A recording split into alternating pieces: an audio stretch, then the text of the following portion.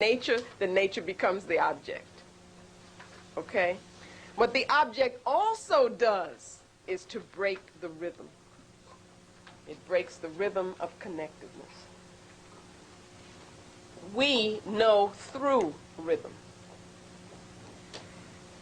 Vernon Dixon is a brother who has written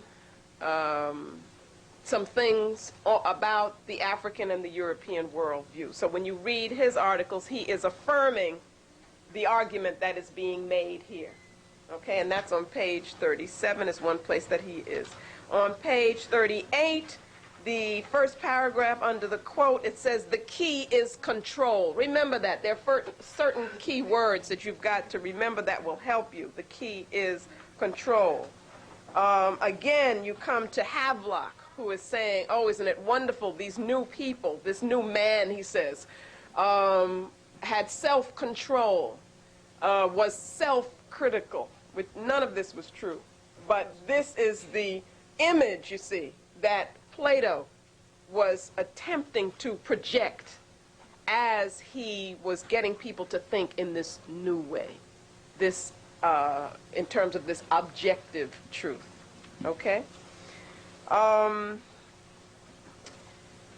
Let's go on to page 40. And here I will ask,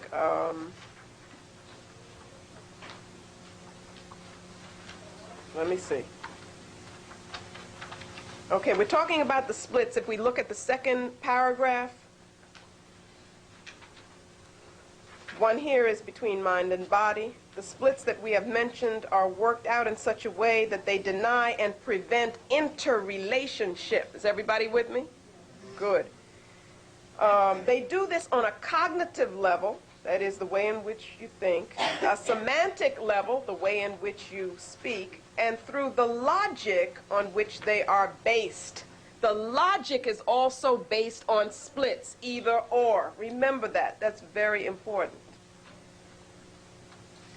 The splits then move to the level of culture, so that you've got self and other, European and enemy, the level of worldview, and the level of belief.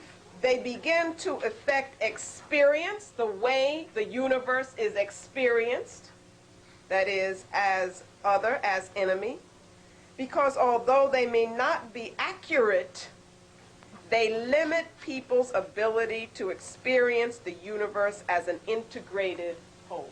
And we could say as a spiritual whole. So you can continue to read there that what it's doing is setting the stage for power relationship. Let's go on to page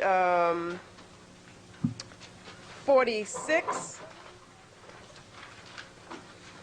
Here we're talking about a theory of humanness or humanity, and we'll see that a particular theory has to fit this particular idea of how one gains knowledge, so that a person is always at war with herself or himself in the Platonic conception. You've got a better nature and a worse nature, and they're at war.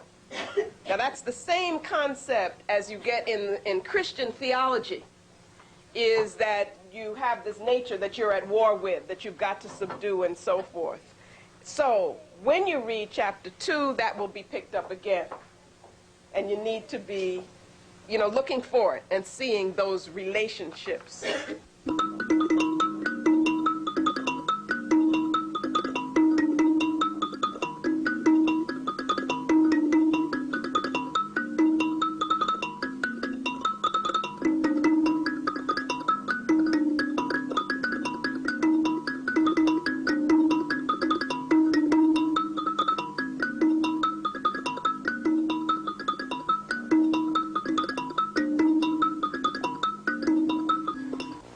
Intellectual terms, so that you're talking about all the stuff that you're going to see in chapter 8, killing whole races of people, cultural imperialism, doing all those kind of things, but you do it in intellectual terms, which then disarms everybody, and nobody knows what you're talking about, but what you're really doing is justifying that form of behavior. And that's what I'm saying Plato was setting everything up for. And that's also why it's so difficult for us to understand, to make the connections between the academy and the enslavement of African people, between the academy and African colonialism, or the destruction of whole groups of people. But we need to be able to make that connection between concepts of truth and cultural behavior on the part of the European.